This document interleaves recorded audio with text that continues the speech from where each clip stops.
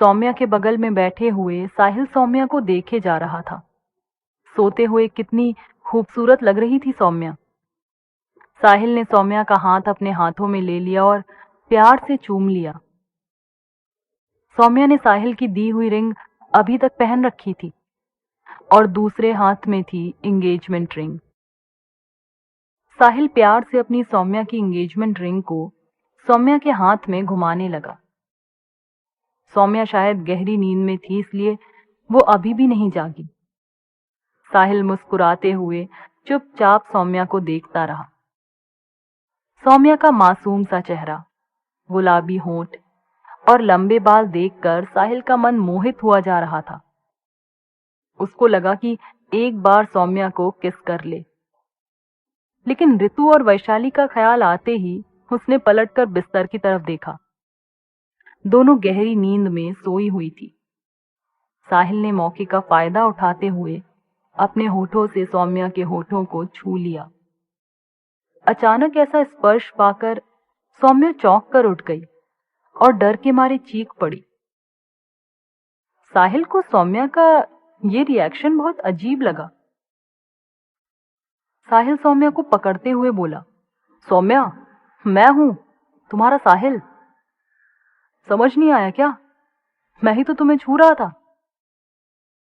मेरे टच करने से इतना बुरा क्यों लगा? आई एम सॉरी अगर तुम्हें ये सब गलत लगा तो। सौम्या परेशान सी सारी बातें सुनती रही, जैसे उसका ध्यान कहीं और हो। फिर साहिल की तरफ ऐसे देखा जैसे किसी बुरे सपने से बाहर आई हो, और झटके से साहिल के गले से चिपक गई। सौम्या के चीखने की आवाज से वैशाली और ऋतु भी जाग गई थी। दोनों हैरान थी। वैशाली पूछने लगी, क्या हुआ सौम्या? ऋतु भी आवाज लगाते हुए बोली, अरे भाभी क्या हुआ? और ऐसा कहते हुए सौम्या के पास आकर खड़ी हो गई।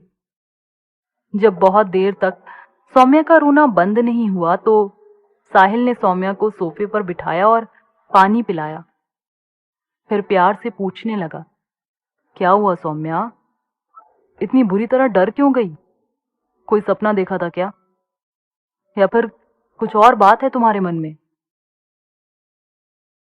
सौम्या अपनी आंखें बंद करते हुए गहरी सांस लेकर बोली, नहीं, कोई बात नहीं, वो मैंने डरावना सपना देख लिया था।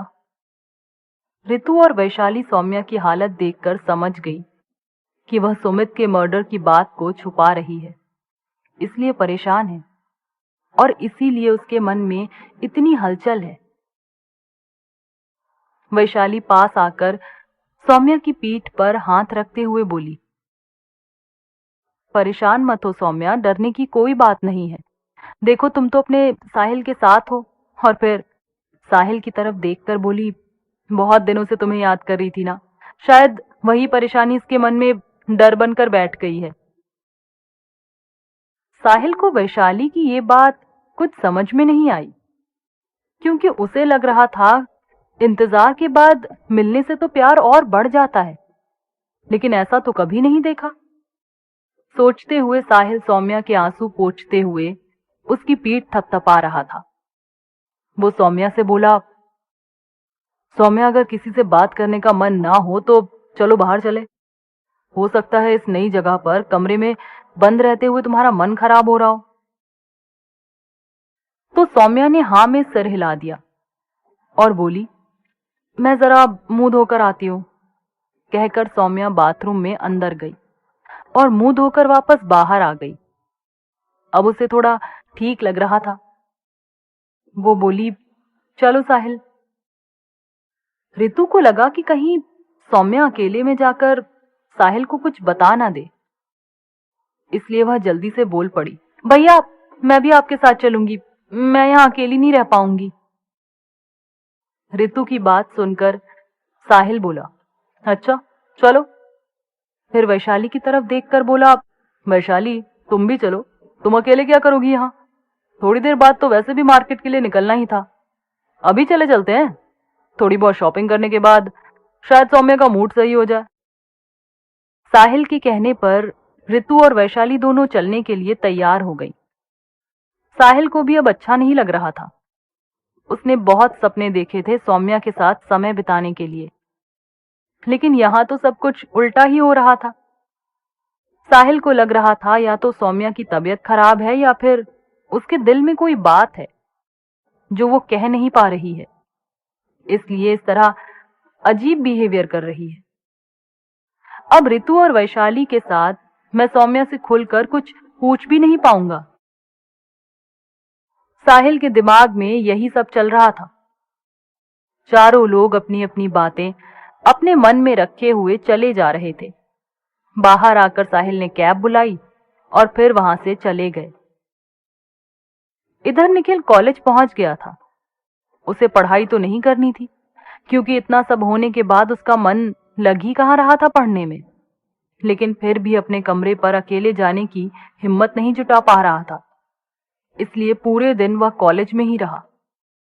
जब शाम हुई तब उसने साहिल को कॉल किया और बोला, अरे सॉरी यार, मैंने तुम्हारा मिस कॉल अभी अभी देखा। निखिल की बात सुनकर साहिल ने जवाब में कहा, कोई बात नहीं, मुझे पता था कि तुम टूर पर गए हो। फ्री हो गए क्या? अगर फ्री हो तो तुम भी आ जाओ होटल में।